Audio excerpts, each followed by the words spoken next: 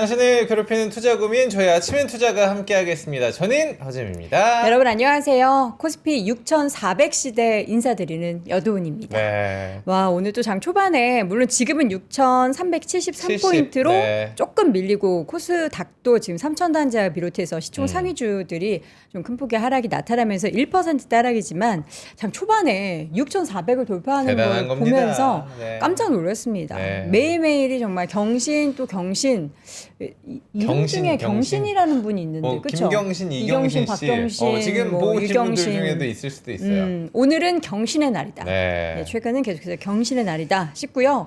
뭐 여전히 협상이 불발이 됐고 휴전이 더 연장이 돼서 전쟁에 대한 불확실성이 노출되어 있기는 하지만 그렇죠. 시장은 펀더멘털에 더 집중을 하고 있는 그런 상황이 연출이 되고 그래서 있습니다. 뭐 요즘에 이런 말이 있더라고요. 뭐 전황보다는 업황을 보겠다. 오, 이런 게 괜찮아요. 괜찮네. 경신의 날보다는 뭐 약간 황돌림으로. 나 내려가는 거야. 아니. 우리 재무가 이제 많이 컸구나.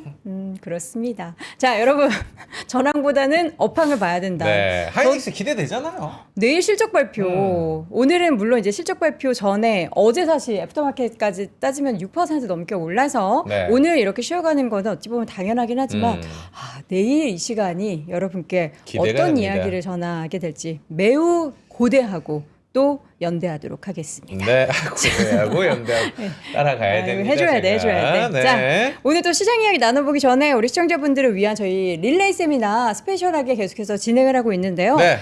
지금 두 군데가 남았는 거죠? 두 군데 남았습니다. 여러분 더 오늘. 하고 싶어도 두 군데 창원으로 오늘 가도록 하겠습니다. 네. 4월 22일 오늘입니다. 수요일 오후 3시에 국내 정부 정책에서 찾는 투자 전략이라는 주제로 명순영 편집장, 이혁진 차장님 그리고 박지훈 부장님께서 창원으로 지금 향하고 있다고 합니다. 네. 신청 안 하고 오시는 분들이 덜어 있어요. 이런 분들 어떻게 하죠?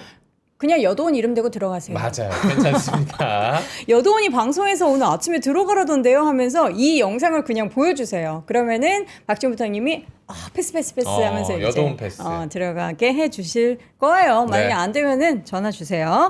자, 그리고 이어서 전국투어 마지막은 저희가 수원에서 맞이하도록 하겠습니다. 4월 30일 오후 2시 수원 컨벤션 센터에서 품위 있는 주식 투자라는 주제로 김프로 김동환 의자 그리고 백창규 부장과 함께 주식 투자 전략 마지막으로 확인해 보도록 하겠습니다. 네. 컨벤션 센터이기 때문에 자리 넉넉하게 넉넉합니다. 준비했으니까 여러분 수도권에 계신 분들 혹은 이제 수원 아래 약간 충청도 지역에 계신데 다른 세미나 못 가셨던 분들은 네. 수원으로 오셔서 수원 왕가비도 드시고 수원 고궁도 산책하시고 세미나도 꼭 함께 하시면 좋겠습니다. 자, 우리 콜준 박지훈 부장님께서 전국 릴레이 투어 빠짐없이 다니고 계십니다. 맞아요. 그렇기 때문에 지금 창원으로 가고 있는 시간대여서 오늘은요 수요일에 만나는 PB들의 수다 노영래 대리님 모시고 함께 이야기 나눠보겠습니다. 나와주시죠. 어서 오세요. 안녕하세요. 네. 시장 분위기가 이렇게 좋아지면은요. 네. 대리님 만나는 우리 고객분들은 대리님께 뭘 제일 많이 물어봐요? 보통 지금이라도 삼성전자, 하이닉스, 코스피 사야 돼요. 이런 사도 질문 많이 되냐? 하죠. 지금이라도 사야 돼요라는 지금이라도. 네, 지금이라도라는 앞에 단서가 좀 많이 붙습니다. 아, 그렇죠. 네. 그러면 어떻게 대답해 주십니까? 지금이라도 사도 됩니까? 코스피 따라가도 됩니까? 사도 돼요? 주식 투자를 하실 거면 예, 뭐 코스피나 하이닉스나 삼성전자나 이 이상의 대안을 좀 찾기가 사실은 좀 어려워요. 네. 뭐 미국으로 뭐 돌리지 않는 이상은. 네. 그래서 저 같은 경우에는 그런 질문을 받으면은 지금이라도 조금씩 담가 보라. 네. 그러니까 결국에 뭐 한 번에 담아도 되는데 네. 성향에 따라서 한꺼번에 목돈을 좀 투자하시기 좀 어려워하시는 분들도 계세요. 그렇게 된다면은 그 조금씩 한번 투자를 해보시고 네. 예, 계속 올라가는 재미도 느껴보시고 네, 그렇게 얘기를 하고 있습니다. 알겠습니다. 자, 그러면 오늘 좀 시장 상황을 한번 볼 필요가 있을 것 같습니다. 네. 코스피가 사상 최고치를 돌파를 했고 대단합니다. 휴전 연장 이슈 이게 뭐 좋은 건지 사실 안 좋은 건지는 잘 모르겠어요. 물론 네. 이제 무력적인 전쟁이 또 발발이 됐다. 또 휴전이 깨지고 서로 다툽니다. 서로 전쟁하고 있어요. 보다는 나을 수도 있겠지만 그래도 낙관적인 분위기가 살짝은 연출되고 있는 것 같은데 네. 최근 시장 흐름을 우리 대리님께서 대표님께서 좀 네. 정리를 한번 해주실까요? 좋습니다. 네네. 그 제가 그 저번에 나왔을 때만 하더라도 현금은 뭐 한 30% 정도 확보를 해라. 네. 이렇게 얘기를 안내를 드렸는데 그 제가 안 나오는 사이에 그 리스크 온으로 이제 이게 조금 분위기가 많이 바뀌었어요. 그래서 지금 상황에서는 조금 그 리스크 온을 좀 해서 좀 더 투자를 해도 괜찮을 것 같고요. 네. 어제 같은 경우는 이제 거의 좀 방향성은 정해지지 않았을까 싶은데 사실 이제 어느 정도 가닥이 정해졌는데 그 막판에 그러니까 우리나라 뭐 예를 들어 좀 아주 예전 일이긴 하지만 그 휴전이나 이런 거 있어서 그러니까 그 양 당사자는 휴전을 굉장히 하고 싶은데 네. 그게 뭐 생각보다 빠르게 진행이 안 된다고 해서 그게 안 되는 건 아니거든요. 네, 그렇기 때문에 뭐 증시 자체도 예, 그렇게 뭐 영향을 받는 것 같지는 않아요. 네. 그래서 어느 정도는 무시하고 좀 베팅을 하셔도 좋다. 그러니까 뭐든지 투자는 이게 확실한 답은 없고 베팅을 해야 되는데 일단 그 베팅이 지금은 그 정확하게 계산으로 떨어지는 게 아니라 어느 정도 보여지는 감으로 할 수밖에 없습니다. 네, 근데 예, 어느 정도는 그래도 그냥 휴전한다고 생각을 하시고 베팅하는 게 조금 더 유리하지 않을까. 예, 유리하지 않을까. 네, 어느 정도 가능성 뭐 6, 70%라든지 뭐 그런 식으로 가늠을 해서 이렇게 좀 투자를 해보는 거죠. 오늘은 우리가 노영래 대리님이 나오셨으니까 실제로 고객님들이 어떤 질문을 던지고 네. 그에 대한 답변이 사실 지금 정답이 없잖아요. 지금 예. 상황에서 뭐 하이닉스 지금 들어가도 돼요? 아니면은 하이닉스 삼성은 너무 많이 올랐으니까 그렇죠. 2차 전지로 좀 가볼까요? 바이오 지금 아직 꿈틀거리지도 않는데 얘를 볼까요? 뭐 이런 식으로 물어보신 분들 굉장히 많으실 것 같아요. 정확해요. 그러다 정말 보니까 맞아요. 네. 오늘 준비한 내용을 조금 더 그냥 솔직하고 네. 터놓는 느낌으로 네네. 고객분들이 진짜 실제로 물어보는 것들에 대한 답변을 좀 듣고 싶은데 네. 네. 이런 분들도 계실 것 같아요. 오늘 도훈 씨가 오프닝에서 얘기를 하셨지만 정말 우리 역사상 유례없는 6,400으로 출발을 한 날입니다. 그렇지만 내 계좌를 보면은 왜 이렇게 난 속상해지지? 옆에 있는 사람들이 환호성을 더 지르니까 나는 그에 비해 좀 초라해지는. 지금 사실 오르는 종목만 오르고 가지 않은 친구들은 네. 오히려 마이너스인 친구들도 있는 상황이잖아요. 네. 이런 분들이 질문을 참 많이 할 것 같은데 어떻게 해야 될까요? 네, 그 대형주 이기기가 쉽지가 않아요. 지금 그 삼성전자 하이닉스를 이기는 종목을 찾기가 쉽지가 않습니다. 네, 그래서 이거를 왜 이기기 쉽지 않냐고 이렇게 조금 수치로 좀 확인을 해보기 위해서 조금 하나 준비를 했는데요. 네. 네, 자료 한번 띄워주시면 네, 감사드리겠습니다. 네, 좀 이게 뭐예요? 숫자가 많죠. 네, 그 1년 전 대비해서 그 어제자 기준으로 종목을 분석을 좀 해봤어요. 네. 그래서 코스피에 뭐 900여 종목이 있는데 이 중에서 그 코스피 종목 중에서 지난 1년 전 대비 상승한 종목 비중은 72%고 하락한 종목의 비중은 26%예요. 네. 그런데 여기 이 세 개를 보시죠. 일단 승률 자체로만 놓고 보면은 네. 거의 뭐 한 3대 1의 승률인 거죠. 네, 코스피 뭐 어떤 종목을 하나 그냥 눈 감고 이렇게 뭐 펜으로 던졌어요. 던졌을 때, 네. 뭐 다트로 던졌을 때 승률이 뭐 한 4분의 3 정도는 된다는 거죠. 그런데 이 수익률 자체가 다 달라요. 이거 조금 나눠서 보시죠. 지수 수익률을 먼저 보시면은 네. 코스피 지수 수익률 자체는 150%가 넘습니다. 네. 코스피 지수만 따라갔어도 1년 사이에. 150%가 성장을 한 거잖아요. 네, 지금. 여기 뭐 2,500도 안 됐던 게 지금 여기까지 올라왔으니까 네, 이 정도 나오는 거죠. 그런데 단순 평균 수익률을 보시면은 그 지수 수익률 대비 굉장히 뚝 떨어집니다. 3분의 1이네요. 예, 이게 뭘 의미하는 거냐면은 네. 단순 평균 수익률은 네, 코스피 전체 그 종목들이 있을 거 아니에요. 네, 그러면은 동일 금액으로 그러니까 시가총의 가중 평균으로 매수한 게 지수 수익률인 것이고 네. 그냥 동일 금액으로 그냥 모든 종목에. n분의 1로 매수를 했다고 치면은 그걸 이제 단순 평균 수익률로 나오는 건데 네. 이렇게 하면 50%밖에 안 나와요. 그러니까 반도체가 다 끌어올렸다. 그렇죠. 그렇죠. 예, 상위 그냥 몇 개만 이게 그 멱살 잡고 올라간 거죠. 네. 그리고 중앙값 수익률 이걸 보면은 단순 평균 수익률보다 더 낮습니다. 네. 네, 중앙값 수익률은 뭘 의미하냐면은 예를 들어 뭐 코스피의 1등부터 꼴등 종목까지 이제 한 줄로 딱 세워요. 네. 네, 그러면은 그 중간에 있는 그 몇백 등에 있는 그 수익률이 나올 거 아니에요. 그러면은 너 그거 수익률 몇 프로야? 봤을 때 이거가 나오는 겁니다. 그러니까 그 지수 자체의 수익률보다는 내가 그 종목을 딱 집었을 때 직접 투자를 했을 때 승률이 낮을 수밖에 없어요. 네, 그 정말 그 알파를 제대로 찾지 않는 이상은 그 S&P 500이나 그러니까 그 많은 사람들이 그렇게 얘기하잖아요. 뭐 결국에 S&P 500을 장기간 이기는 펀드 매니저나 이런 걸 찾기는 어렵다. 네. 그런데 지금 코스피는 그거보다 훨씬 더 심한 게 그 글로벌리 한국의 반도체 업종에 대해서 굉장히 좀 큰 기회가 왔고 그 기회가 소수 종목에만 집중되는 상황이거든요.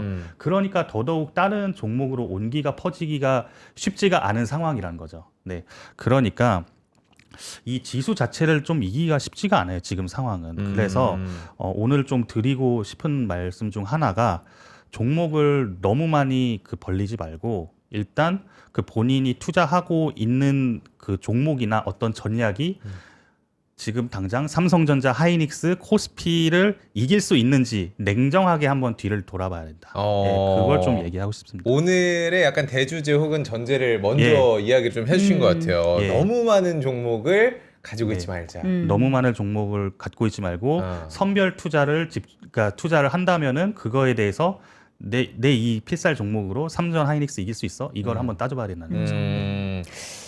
여러분들은 두 자릿수 이상으로 국내 주식만 봤을 때 두 자릿수 이상인가요? 아니면 나는 정말 한 5개 정도로 집중 투자를 하고 있다. 분산으로 집중 투자를 하고 있다. 저는 일단 종목 보유. 저희가 대기실에서 잠깐 이야기를 얘기했어요. 했지만 저는 10개가 넘습니다. 저는 10개 미만. 이게 전 되게 컴팩트했어요. 그러니까요. 저는 사실 우리 도훈 씨가 이렇게 뭐 매번 관심 있는 친구들이 바뀌길래 좀 관심 있는 친구들이 많구나 했는데 네. 그 중에서도 정을 주는 친구는 10개 미만으로. 확실하게 얘다 싶어서 찍어서 내 것으로 만든 거는 소수죠. 예, 정예단을 딱 꾸려가지고. 근데 뭐 그런 얘기 있잖아요. 우리가 자산이 뭐 1억 미만이고 뭐 5천만 원 미만이면 굳이 그걸 분산 투자하지 말아라. 그러니까 아하. 우리가 항상 위험을 네. 뭐 한 바구니에 담지 말아라고 분산 투자 얘기를 많이 했는데 금액이 그렇게 크지 않으면 굳이 분산을 하는 게 의미가 있나 뭐 이런 얘기도 하던데 노영래 대리님도 비슷한 말씀이실까요?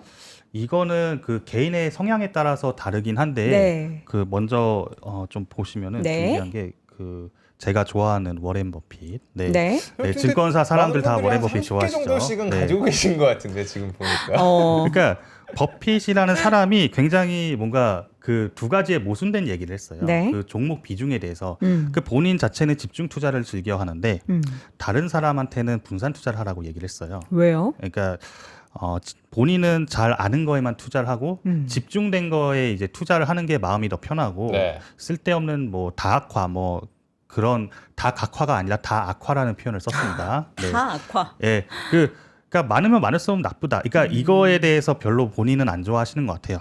네, 그래서 집중 투자를 얘기를 했지만 한편으로는 본인 가족들이나 뭐 이런 얘기에는 S&P 500 인덱스 펀드를 추천했어요.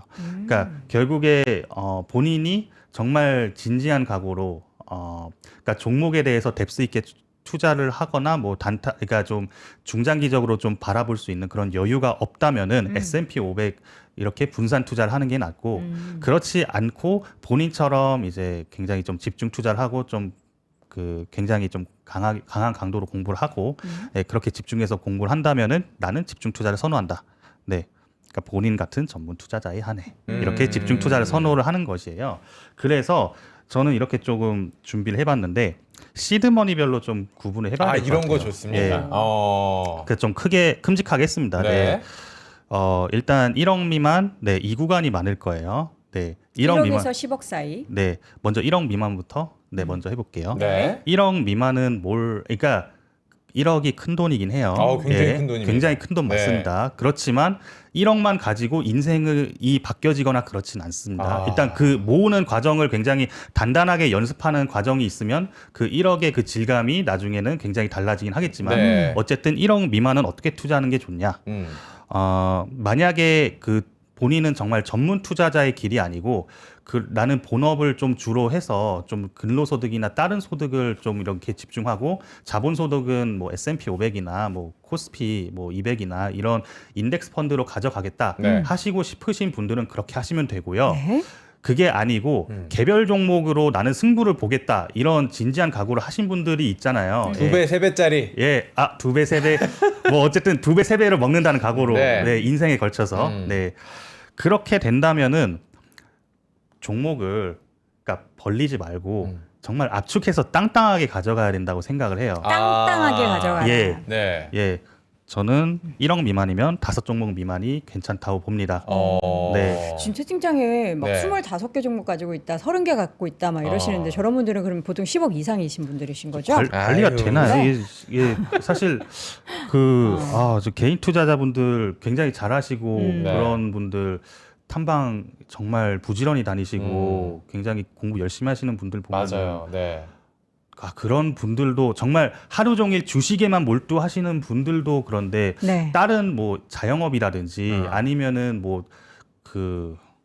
본인 본업이 있으신 분들, 네. 본업이 있으신 분들은 그렇게 시간 투자하기도 어렵고 집중하기 어렵잖아요. 그런데 그런 분들이 종목 수를 뭐 정말 뭐 30개, 40개, 50개 하면 관리가 안 되는 거죠. 네. 그래서 어쩌다가 그냥 한번 일어나서 장 시작할 때 9시 정도 딱 열고 얘는 빨간불이네. 그래서 매도하고 뭐 딴 거 사고 그래서 종목수 벌려나가고 이렇게 하면은 결국에 지수 투자 수익률 지금 장 좋을 때 하나도 못 따라가고 결국에 그냥 뺑뺑만 돌다가 왜 이렇게 나는 그래도 수익 실현한 거 그래도 많은데 왜 내 전체 계좌 수익률 안 돌아가지? 이게 실질적인 고민이에요. 제 그 관리 고객분들 중에.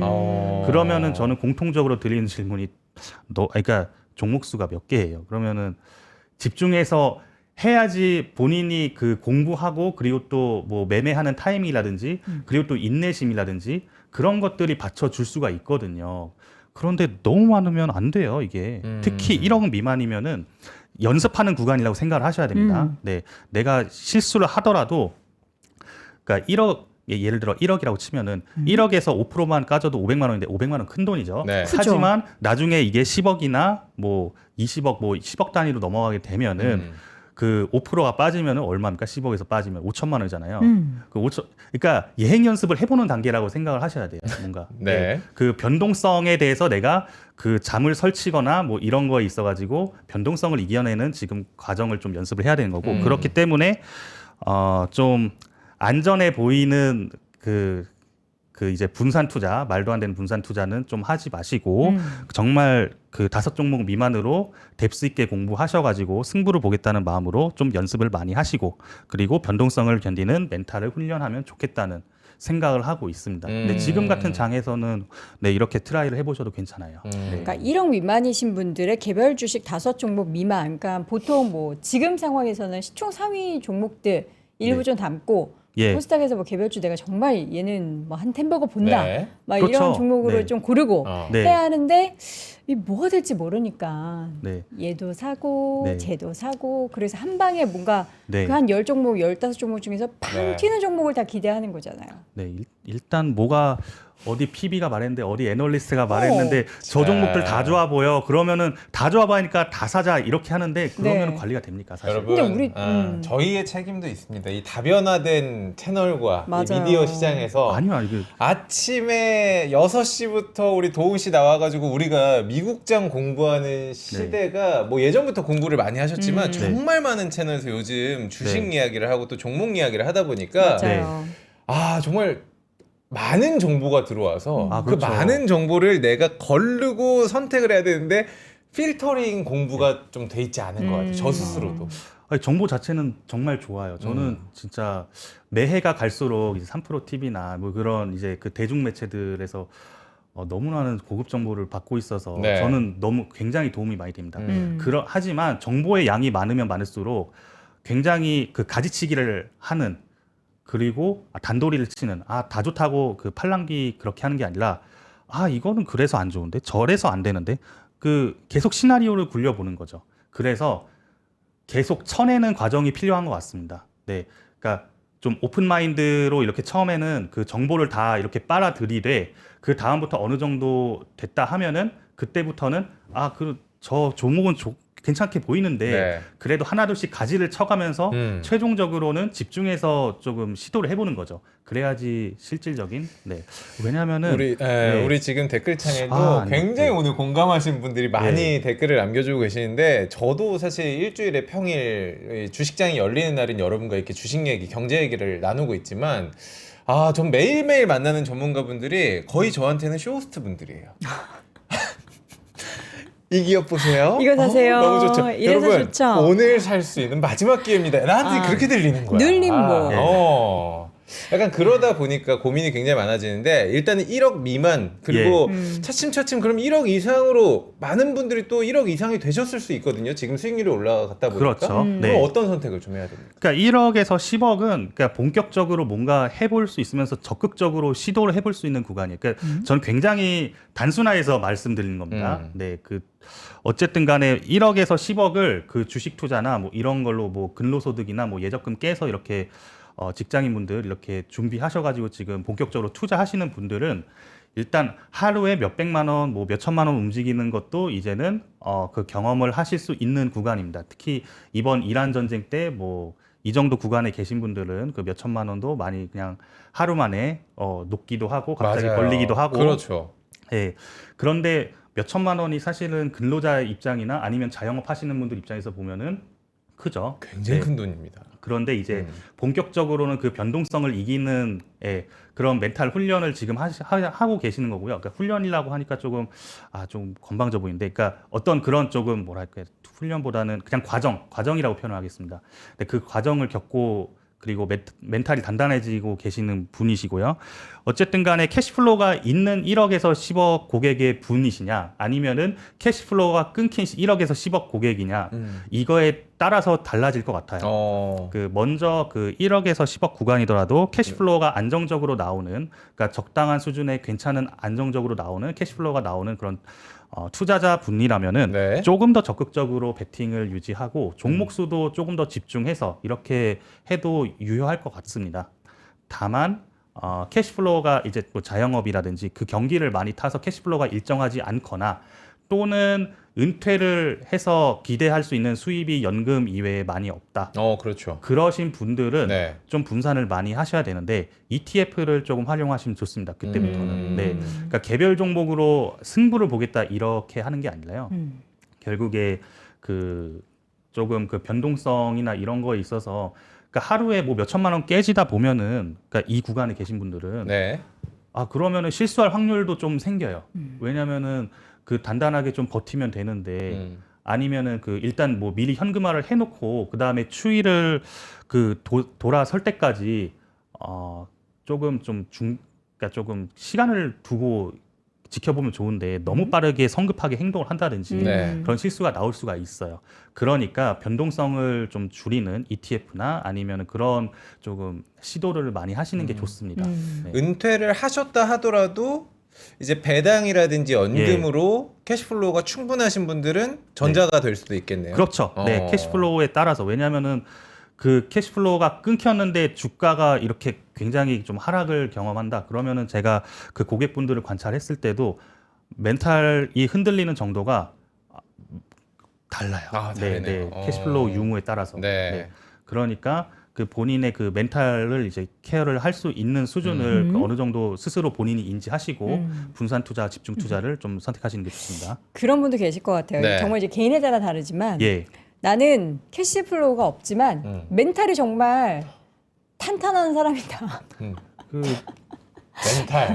제 나이 저희 뭐 한 2030에 많을 텐데 예, 그런 분들이 계실 텐데 근데 보통 이제 네. 금액 기준으로 우리가 이렇게 얘기를 하는 거는 이런 정도의 이제 시드가 있으신 분들은 보통 연령대가 굉장히 낮은 분들보다는 높은 분들일 확률이 좀 많으니까 그렇게 말씀을 해주시는 것 같아요. 네. 뭐 그렇기도 하고 네네. 네, 그렇습니다. 네. 자, 그래서 이제 1억에서 10억 사이를 봤고요. 10억 이상 네. 지금 우리 슈팅창에 뭐 30억 부르시는 분도 계시고 네, 20억 대단하시죠. 굴리시는 네. 분도 투자는 있습니다. 10억부터지라는 명언을 또 써주신 분들도 아, 그래요? 예, 예. 투자 10억부터예요? 네. 그러니까 본격적으로 내가 뭐 그러니까 본인의 정체성을 그러니까 내가 뭐 월급 받는 뭐 직장인이다 아니면 자영업이다. 그러니까 이 노동에 있어서 정체성을 규정할 때 그렇게 얘기를 하겠지만 네. 나는 내 정체성이 투자자다.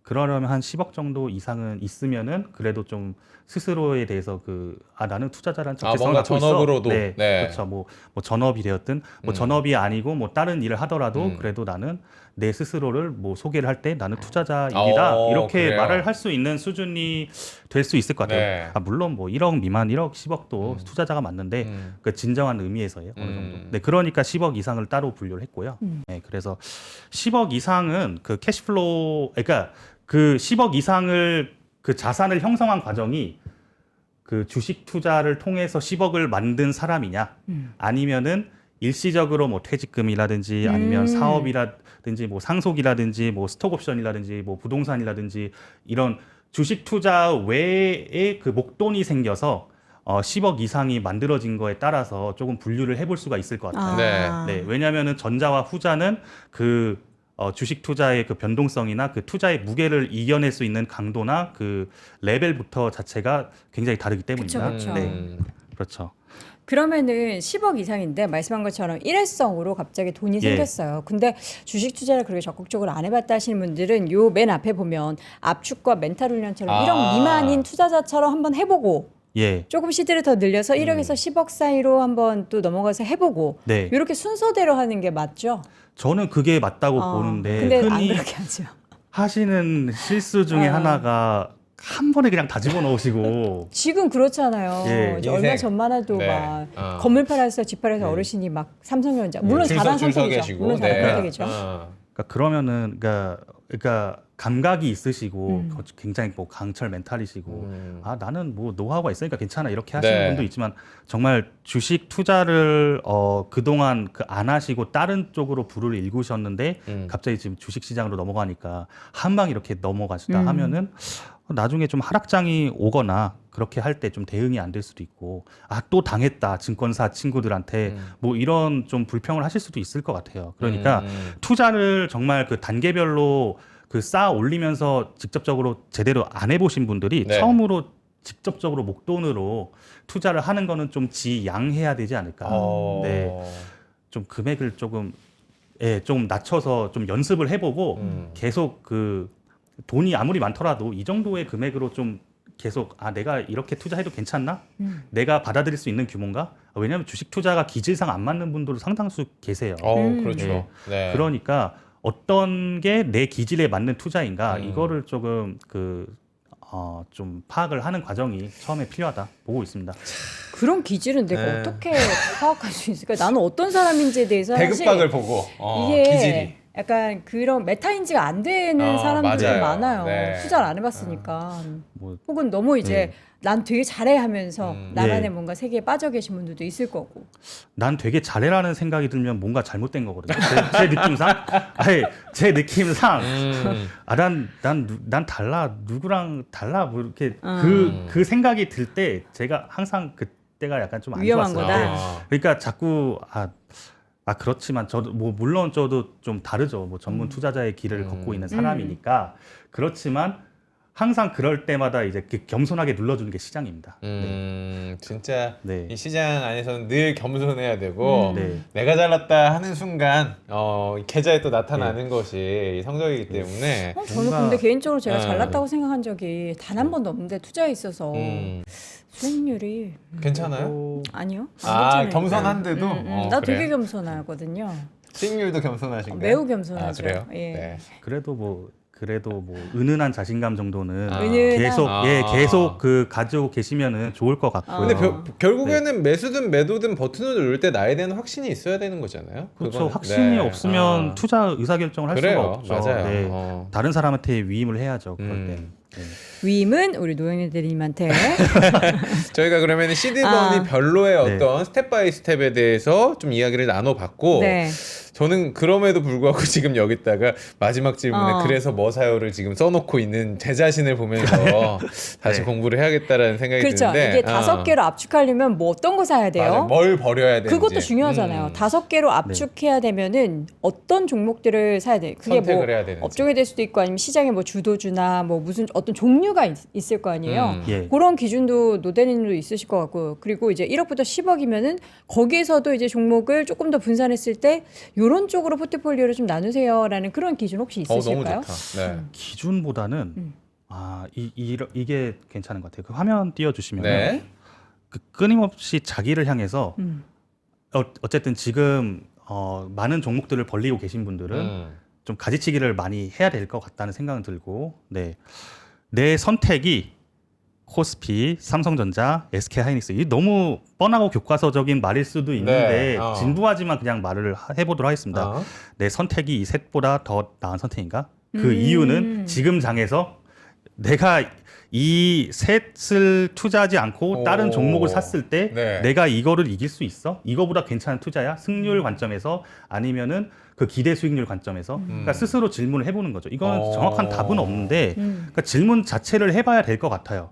왜냐하면 이 삼성전자, SK하이닉스는 글로벌리 굉장히 엄청난 수혜가 그러니까 한국 내에서 우수한 수준이 아니라 글로벌 전체 입장에서 봤을 때 그냥 모든 운이 다 빨려 들어가는 정도로 업황이 너무나도 좋아지는 사이클이네. 예, 상황이잖아요. 그거에 비해서 밸류에이션으로 보면은 그 SK하이닉스 같은 경우는 뭐 마이크론이나 샌디스크에 비해서 그 여전히 그 적절한 평가를 받고 있지는 않는데 ADR 상장 이슈도 있고요. 삼성전자도 지금 포텐 터트릴 만한 것들이 굉장히 많이 남아 있고요. 만약에 그렇다고 한다면은 내가 뭐 반도체 안 좋아하는 건 알겠어요. 네. 그럼 만약에 그런 투자자가 있다고 치면은 그렇다 하더라도 내가 지금 내리고 있는 선택이 삼성전자, SK하이닉스 아니면 나는 그냥 지수 투자로 갈래. 코스피 코스피 지수 이거보다 내가 지금 투자하는 게 더 나은 선택이야? 물어봐야 되는 거죠. 지금의 시장의 주도주, 그러니까 지금은 반도체가 주도주이기 때문에 예시를 이렇게 들어주신 거죠? 그렇기도 하고 네. 좀 상당 구간 저는 갈 거라고 봐요. 아, 오. 이러한 선택의 기준이 예. 상당 구간 간다. 그러니까 물론 이제 우리가 지금 생각했을 때 네. 뭐 장기 계약 얘기도 있고 못해도 이제 정말 최소한 2027년까지 업황은 워낙에 너무 좋고 네. 그게 8년, 9년까지 얼마나 가게 될지는 모르겠지만 노대리님이 생각하시는 상당 기간에 어떻게 숫자가 혹시 있으세요? 그렇죠. 기준이라든지. 숫자보다는 일단 올해 연말까지는 봐야 되지 않을까 싶은데. 너무 짧은 거 예. 아니에요? 이게 사이클이다. 그러니까 네. 지금 그 문제가 뭐냐면은 이 반도체가 지금 사이클 산업으로 지금 아직까지는 분류되고 있는데 사이클 산업을 넘어서 TSMC처럼 그냥 그 온고잉하는 그런 계속해서 높은 마진이 유지가 되는 그런 제조업으로 되느냐 마느냐가 지금 문제인 거잖아요. 네. 예, 지금은 사이클 그 밸류에이션을 받고 있는 거고요. 음. 그런데 그 온고잉으로 그게 계속해서 그 마진이 좋아지는 그거는 검증이 되려면은 좀 상당 구간 좀 시간은 남아 있고 네. 네, 어쨌든 간에 지금 코스피의 EPS의 추정치를 그 멱살 잡고 끌고 올라가는 건 이 두 종목이에요. 네, 그러니까 이거 두 종목을 이기는 기업을 저도 열심히 찾고 있거든요. 아니 저는 그 기업 탐방도 가면서 찾고 있어요. 맞아요. 안 보여요. 근데 네. 잘 그러니까 없다는 건 아니고 잘 안 보여요. 그 굉장히 뭐 매출이 의미 있게 뭐 높아져 올라갈 것 같은 코스닥 종목들 분명히 있어요. 그런데 그러면은 뭐 지금 상태의 뭐 밸류에이션이나 앞으로 좋아졌을 때 밸류에이션이나 이런 걸 감안했을 때 그러면은 지금 SK하이닉스가 올해 영업이익 뭐 200억 뭐 초중반이라고 치면은 뭐 지금 PER 계산 치면 한 4배 정도 나오는 거잖아요. 네. 뭐 물론 사이클이긴 하지만 어쨌든 그러니까 얘도 SK하이닉스도 성장이 나오는데 밸류에이션이 저렴해요. 그냥 이 기준으로 봤을 때. 그러면은 그 코스닥 기업 중에서 매출 성장이 뭐 SK하이닉스보다 훨씬 더 높은 게 나온다고 하더라도 뭐 PER 밸류에이션이 4밖에 안 나오는 성장주가 코스닥 내에서 찾을 수가 있나? 그러니까 이건 예시예요. 뭐 그럴 수가 있다는 게 아니라 어쨌든 간에 그 SK하이닉스와 삼성전자를 능가할 만한 지금 선택지를 찾기가 정말 어렵다는 거죠. 이거는 네. 좀 인정하는 게 괜찮은 것 같아요. 네, 그러니까 여러 가지 측면에서 봤을 때. 네. 그러니까 저는 단기간의 수익률로는 지금 방금 말씀하신 코스피 그리고 삼성전자, 네. 하이닉스를 뛰어넘는 친구들은 굉장히 많을 것이라고 생각을. 그쵸. 왜냐하면 눌림목일 수도 있는 거고 어떤 네. 개별 호재가 나올 수 있는 것들이 우린 뉴스를 따라가는 거지 예측할 수 있는 부분은 없으니까. 그런데 처음에 얘기했던 지금이라도 삼성전자와 하이닉스 사도 됩니까에 대한 질문은 여기서 저는 귀결이 될 수 있는 것 같아요. 네, 내가 골랐고 공부하고 있는 종목이 과연 삼성전자, 하이닉스를 장기간으로 봤을 때 투자적 관점으로 봤을 때 이길 수 있을까는 매번 선택할 때마다 다시 한번 나에게 반문할 수 있는 질문이 될 것 같긴 해요. 네. 그러니까 국내 주식 애가 저도 열심히 찾아보려고 탐방도 다니고 뭐 전화도 하고 뭐 법인도 만나고 그렇긴 하는데 물론 뭐 제가 뭐 투자한 뭐 다른 뭐 종목들이 있겠죠. 네. 그런데 찾기가 이제는 굉장히 좀 깐깐하게 봐야 됩니다. 네, 그 EPS가 삼성전자나 SK 하이닉스처럼 올라오는 기업들이 많이 없어요. 지금 그 코스피의 EPS, 그러니까 PER이 그 낮아지는 거는 삼성전자와 하이닉스의 그 이익이 너무 어마어마하게 올라가기 때문에 그 낮아지는 거지. 그 다른 기업들 이 두 종목을 제외한 그 EPS가 그만큼 올라갈 것이냐 올해 내년 그 질문에 대해서는 좀 의문이잖아요. 네, 찾기가 어려워요. 네. 자, 저희가 이런 이제 고민들을 가지고 계시는 분들, 내 포트폴리오에 종목이 너무 많은 것 같아. 그거 잘 네. 들고 있나라는 그런 고민이신 분들을 위해서 오프라인에서 세미나를 계속해서 진행을 하고 있습니다. 오늘 당장에 어디서 열린다고 했죠? 창원으로 가고 있습니다. 네, 여러분. 지금 현희 씨가 우리 지금 가고 있어요. 박지훈 부장님이 창원으로 향하는 기차 탔을까요? 버스 네. 탔을까요? 아마 예. 기차 타고 가실 것 같은데 창원 주변에 계신 분들도 많으실 거예요. 네. 오늘 창원에 3시에 여러분들 이야기를 나누려고 준비하고 있으니까 네. 아직 시간이 좀 남아 있습니다. 시간 있으신 분들 이동하셔가지고 창원 WM 센터에서 열립니다. 국내 정부 정책에서 찾는 투자 전략이라는 주제로 명순영 편집장 그리고 이혁진 차장님, 박지훈 부장님 함께 하실 예정이니까요. 개별 상담도 가능하다고 합니다. 여러분들 신청 안 하고 오늘 오셔도 됩니다. 자, 마지막으로 전국 투어의 이 대미를 장식할 곳은 바로 수원입니다. 4월 30일 목요일 오후 2시에 품위 있는 주식 투자라는 주제로 수원 컨벤션 센터에서 예정이 되어 있고요. 김프로 김동환 의장 그리고 백창규 부장 두 분뿐만 아니라 우리 또 박지훈 부장님도 함께 출격을 하고 마지막인 만큼 여러분들이 이제 많이 오실 수 있도록 저희가 컨벤션 센터를 빌렸고요. 여기 이제 오시는 분들은 역시나 우리 박지훈 부장님 비롯한 피부분들과 상담하실 수 있는 시간도 또 마련되어 있다라고 네. 하니까 영상 아래 링크 혹은 지금 실시간 댓글창에 올라와 있는 링크를 통해서 각 지역별로 신청해 주시면 좋겠습니다. 그리고 저희가 5월에도 또 준비를 하고 있어요. 네, 여러 가지 명확하게 세미나 있어요. 날짜가 나오면 저희가 또 공지를 해드릴 텐데 압구정동 그리고 원주였나요? 예, 강원도 원주에 네. 또 준비를 하고 있으니까 그 지역 계신 분들은 미리 딱 대기를 해주시면 좋겠습니다. 그리고 댓글로 왜 우리 지역 안 와요 이렇게 하시는 분들 있잖아요. 계속해서 댓글로 저희한테 써주시면 네. NHS 다 보고 있습니다. 이게 한 50명 이상의 댓글이 나오면 저희가 갈 수 있다. 이런 기준을 정해도 좋을 것 같아요. 그런 기준. 예. 오늘 뭐 1억 미만 뭐 이런 기준처럼 네. 50분 이상이 계속해서 뭐 광주 언제 오세요, 부산 언제 오세요 써주세요. 저희가 네. 출동하도록 하겠습니다. 알겠습니다. 저희가 이제 여러분들의 지금 시점에서 사실 포모 오신 분들이 많잖아요. 네. 그리고 내 주식 계좌가 분명히 시장은 전년 대비해서 지수 기준만 봐도 2배 이상 올랐는데 그렇죠. 내 포트 왜 이러지 했을 때 다양한 물론 문제가 있겠지만 그 중에서 포트폴리오를 어떻게 분산하는지 어떻게 집중해야 되는지를 이야기 나눠보고 있습니다. 네. 자, 대리님 여기 보면은 투트랙 자산관리 솔루션이라는 게 있어요. 투트랙이라고 하면 이제 말 그대로 뭔가 2개의 트랙을 가지고 내 자산을 관리한다. 네. 직관적으로 이렇게 이해가 되는데 어떤 설명을 해주시는 걸까요? 그러니까 요즘 이렇게 하시는 분들이 많아요. 그러니까 그 본인들이 다 하시다가 일부 정도는 뭐 PB나 이렇게 맡겨볼까 이렇게 얘기하시는 분들이 있는데 뭐 이거는 좀 길게 얘기할 것 같진 않고, 네. 그러니까 본인이 직접 운용을 하는 거는 그러니까 본인이 실제로 지금 그 상승장이니까 어느 정도 그래도 마음에 그 투자를 할 때 마음의 여유는 있을 거 아니에요. 그러니까 자산의 일부는 직접 운용을 하시면서 좀 내가 받아들일 수 있는 변동성이나 그런 멘탈 관리가 어느 정도 되는지 좀 체감을 하시고, 예, 그거를 조금 그 계속해서 그 변동성을 늘려나가는 그런 거를 경험을 해보시면 좋고요.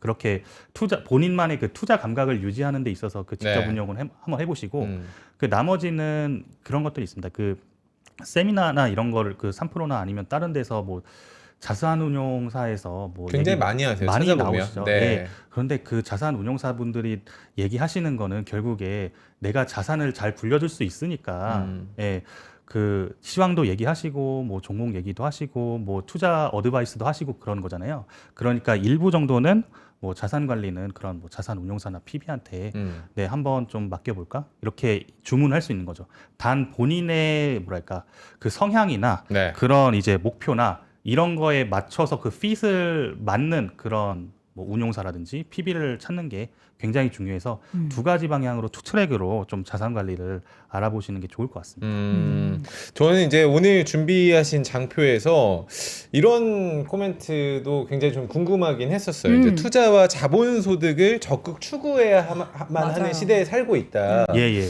그러니까 이렇게 읽기만 하면 어떤 내용인지 알 것 같긴 하지만 지금 네. 내용을 보면은 자영업과 또 예적금과 각자의 위치에서 또 어떻게 네. 투자해야 되는지에 대한 기준점이 다 다르단 말이에요. 네. 이 부분도 한번 설명을 좀 부탁을 드려볼게요. 그렇죠. 음. 이게 그 투자나 자본소득을 그러니까 이건 다 알고 계시죠. 그 굉장히 일하시고 계시는 분들 모두 다 직감을 하실 거예요. 지금 AI라든지 자동화라든지 그 아틀라스 로봇 나오니까 이거 계산기 두드려 보니까 뭐 대당 2억인데 3교대도 안 돌리고 그냥 한 번에 뭐 20분 이렇게 쉬는데 그냥 하루 종일 돌아가잖아요. 근데 뭐 연간 보수 비율이 뭐 2억 원에 대한 로봇을 하나 들여놓으면은 연간 보수 비용 뭐 1,000만 원, 2,000만 원 정도로 잡으면은 이거는 그 근로자를 이제 3교대로 돌려야 되는데 근로자 한 명당 지금 인건비가 한 1억 3천 정도 나가거든요. 현대차는. 그러면 곱하기 3을 하면은 한 4억 정도 나오잖아요. 계산기를 돌려보면은 1년도 안 돼서 그냥 회수가 가능한 거예요. 그렇죠. 그렇죠. 네, 그러니까 이게 결국에는 뭐 예시는 그렇다고 치지만 일하시는 뭐 노동자나 근로자분들은 다 직감을 하시고 계실 겁니다. 네. 왜냐하면 이제 노동자들이, 그러니까 이제 그 사람들이 그 일반 개인들이 기업에 있어서 기업이 돈을 벌잖아요. 그러면은 여기서 다 나눠 가지잖아요. 그러면은 급여 인건비로 책정돼서 빠져나간 돈이 예전에는 이 정도였어요. 그런데 5년 뒤, 10년 뒤면은 이 정도였던 게 이 정도로 줄어들 겁니다. 그러면은 이렇게 줄어들었지만 그 밑단에 있는 뭐 영업이익이나 순이익이 더 늘어날 거 아니에요. 그러면은 순이익에 해당돼서 배당 성향은 그 한국 기업들은 이제 계속 배당 성향을 늘려가면서 주주들에게 더 줄 것이고, 네. 예, 여기서 밑단에 해당되는 그 주주들에게 돌아가는 보상들이 더 많아지는 거예요. 결국에 5년, 10년, 뭐 15년, 20년 이런 식으로 그 사이클을 그 미래를 돌려서 상상력을 발휘해 보면은 네.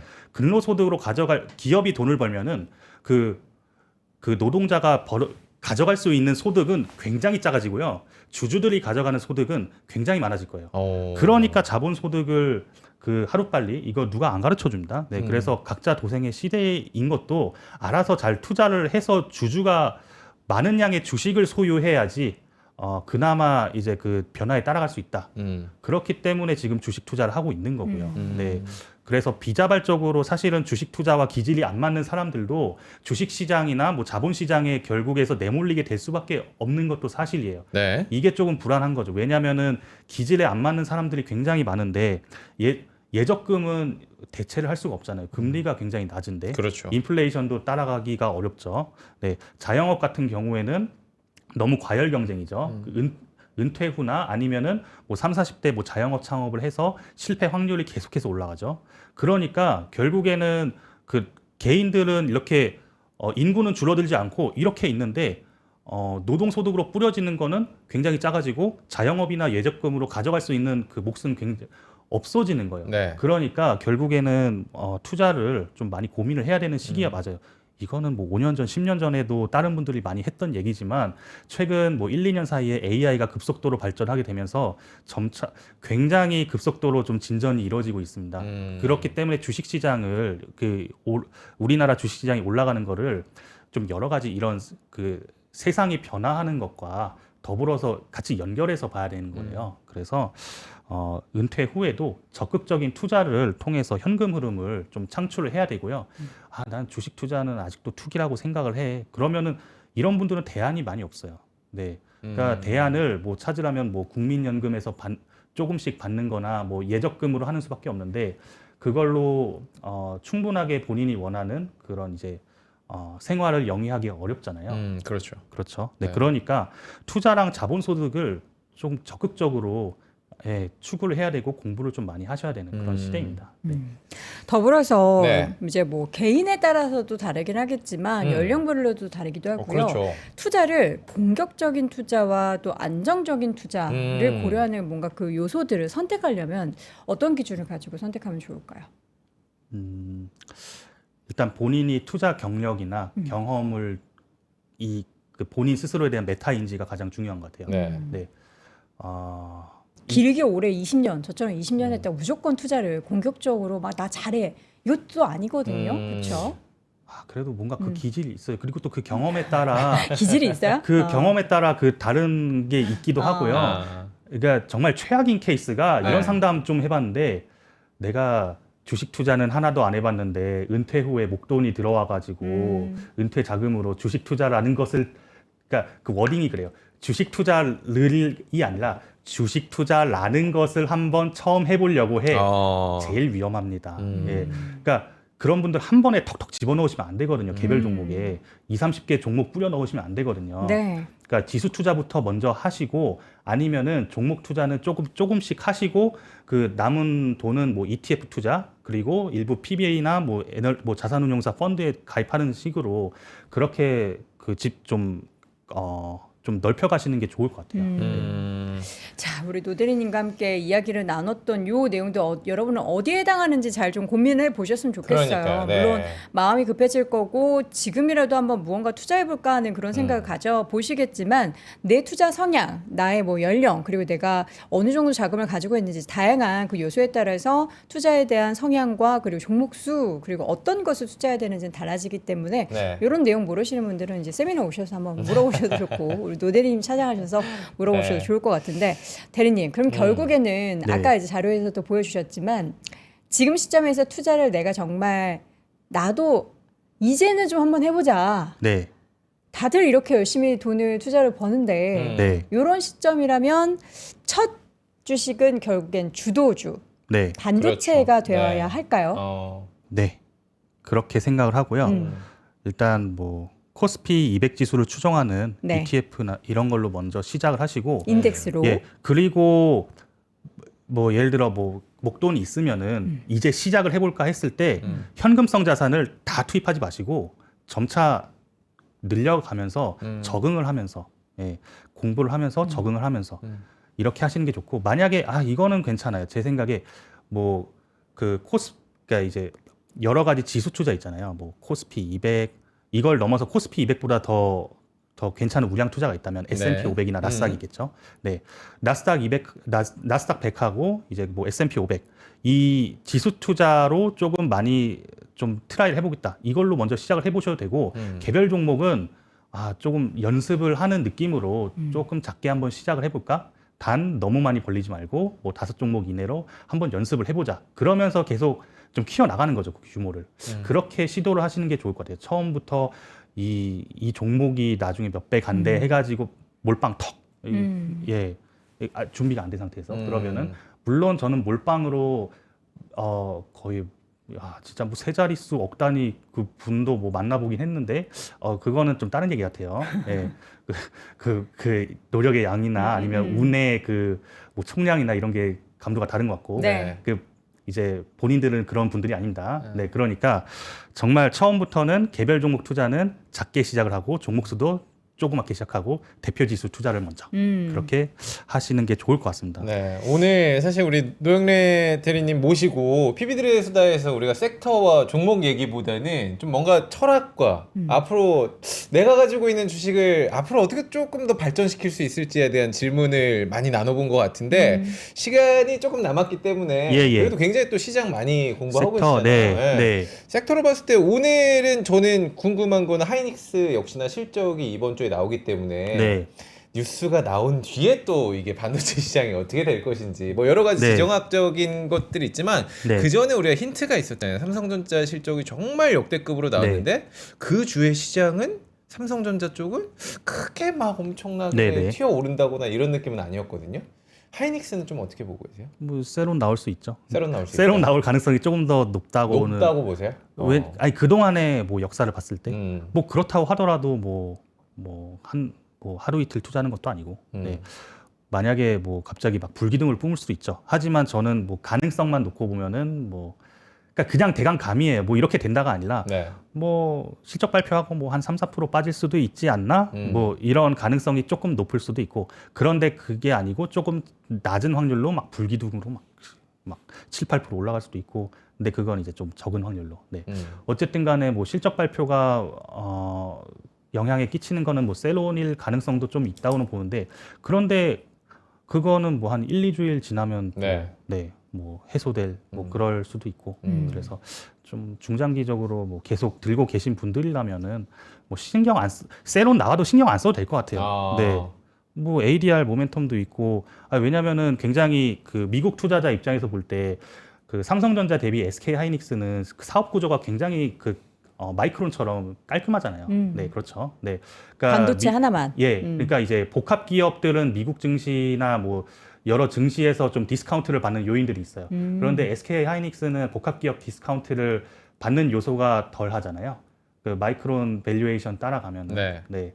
조금 뭐 괜찮을 수도 있고. 네. 그럼 이제 우리 시장에서 가장 지금 좋게 보는 거는 반도체 투톱 좋게 보시는데 우리 예전에 나오셨을 때는 또 미국 쪽도 많이 우리 공부했었잖아요. 지금 미국 시장에서는 가장 좀 괜찮다고 생각하는 섹터가 AI 주도하는 섹터, 뭐 M7이 지금 다시 각광받고 있는 것처럼 아니면 전력기기나 에너지 쪽도 좀 괜찮은 것 같기도 하고 어느 쪽 지금 좀 유심하게 보고 계세요? 전 빅테크 눌려 있는데 뭐 이제 조금 올라왔으니까 빅테크도 보고요. 그리고 이런 것들이 있어요. 조금 그 AI 그로 인해서 그 소프트웨어 업체들이 전반적으로 다 깔아앉았는데 그렇죠. 그 중에서 좀 선별적으로 봐야 될 것들이 있거든요. 뭐 예를 들어 얘기해도 되나? 뭐 아무튼 뭘까요? 잠깐만요. 제가 보유하지 않은 종목 중에 얘기를 해야 돼가지고. 너무 많아서 지금. 그러니까 제가 포트폴리오 안에 있는 종목이 왜냐면은 많나요? 이게 또 방송이다 보니까 뭐 예를 들어 뭐 쇼피파이라고 칠게요. 네, 그 종목 제가 보유 안 했어요. 네, 쇼피파이. 그런 종목들은 굉장히 좀 눌려 있는데 그 본질적인 뭐 가치나 이런 것, 뭐 엔스로픽이나 뭐 이런 걸로 해서 그 나 쇼핑몰 만들어줘. 연동되죠. 그렇게 뭐 할 수가 없는 거거든요. 쇼피파이에 붙여져 있는 뭐 결제 시스템이나 물류 시스템이나 그 쇼핑몰 굉장히 쉽게 만들어줘서 이렇게 다 연결시켜주고 그런 거는 찾기가 어렵거든요. 주가 많이 불려 있어요. 뭐 그런 거 보시고. 그러니까 그런 몇 가지 기업들, 뭐 그냥 핫한 뭐 광전자 뭐 이런 거 말고, 그런 것도 좋은데 그런 모멘텀은 조금 어렵고. 어쨌든 좀 눌려 있는 조금 소프트웨어 업체들 중에서 뭐 물론 저는 세일즈포스나 뭐 어도비 같은 건 별로 소프트웨어 지향 그거는 그래요? 안 되고 그러니까 그거는 안 되는데 뭐 AI로의 뭐 그 이제 클로드로 인해서 과도하게 뭔가 약간 우려 때문에 이제 조정된 그런 소프트웨어 업체들 그 중에서 그 클로드나 뭐 챗GPT로 타격이 그렇게 없을 것 같은 기업들도 같이 동반해서 됐기 때문에 그런 기업들 중에 선별해서 보시면 될 것 같아요. 네. 결국엔 이것도 공부입니다. 목석 가르기를 하기 위해서는 지금 시장이 어떻게 돌아가고 있는지를 늘 저희와 함께 오프라인 세미나와 함께 미국은 선택지가 더 많아요, 사실은. 한국은 선택지가 지금 SK 하이닉스랑 삼성전자를 이길 만한 종목이 뭐가 있을까 끊임없이 공부를 해야 되는데 미국은 뭐 SK 하이닉스나 삼성전자를 뭐 이긴다기보다는 사이클 대비해서 조금 그 장기간적으로 좀 가져갈 만한 그 캐시플로우가 좀 나오는 그 종목들이 있어요? 많으니까 미국 종목들은 다음에 그거 좀 준비해 주세요. 미국 종목들 위주로 사실 할까요? 우리나라 얘기하면 노대리님 오늘 저희 반도체 얘기 말고 진짜 할 만한 게 없었잖아요. 지금 실적의 70%를 차지하는 게 반도체고 투톱이기 때문에 그럼 속 편하게 그냥 반도체 투자 심플하게 하시고 미국에는 물론 이제 그것을 넘어선다라는 건 아니지만 우리가 지금 봤을 때 괜찮은 흐름이 나타날 만한 기업들이 있다 싶으시면은 그런 내용도 좋을 것 너무 같아요. 좋습니다. 네. 알겠습니다. 다음 시간에는 미국 이야기를 한번 나눠볼 예정이고요. 오늘 노영희 대리님과 함께한 이 내용을 여러분들이 잘 확인을 해 두시고, 그러니까 뭐 이미 잘하고 계신 분들도 계시겠지만 그렇지 못해서 좀 갈팡질팡하셨던 분들에게는 중심을 잡는 시간이 됐기를 바라봅니다. 노영희 대리님과 함께했습니다. 고맙습니다. 고맙습니다. 자, 현재 구간 코스피 지수가 0.5%대 계속해서 큰 변동은 없고요. 코스닥은 낙폭 조금 줄여가면서 0.8%대 하락 흐름이 기록이 되고 있습니다. 삼성 전기에 대해서 저희가 저번에 얘기를 드렸는데 이 앞자리가 팔자가 됐습니다, 여러분들. 삼성 전기. 팔자 피는 거죠, 이제 팔자 저는 펴요. 삼성 전기와 헤어짐이 한 2만 원 정도에 했던 기억이 있는데 그때 혹시 2배 간다. 인연이 있었습니까? 삼성 전기하고? 있었죠. 예, 저도 비슷한 시기에 내렸어요. 예, 그렇습니다. 다 그런 거죠, 뭐. 삼성전기가 여러분들 제가 알기로는 시총이 지금 10위권 안으로 들어온 걸로 알고 있는데 한번 볼까요? 지금, 그러네요. 오늘 상황으로는 아마 그런 걸로 알고 있습니다. 축하드립니다. 네, 대단하십니다. 그러니까 여러분들. 팔자를 바꾸려면은 이렇게 좀 진득하니 기다려야 되는데 우리는 이제 기다리지 못해서 열심히 돈 벌어야죠. 공부하겠습니다. 그래서 내일도 오전 10시에 저희는 오도록 하겠습니다. 네. 여러분 아직 여러분도 팔자가 완전하게 달라지지 않은 것 같다 싶으시면 내일 오전 10시에 함께 모여주셔서 함께 머리 맞대고 한번 우리의 팔자를 피는 그런 전략 나눠보도록 하겠습니다. 내일 오전 10시에 다시 돌아올게요. 여러분 오늘도 고맙습니다. 고맙습니다.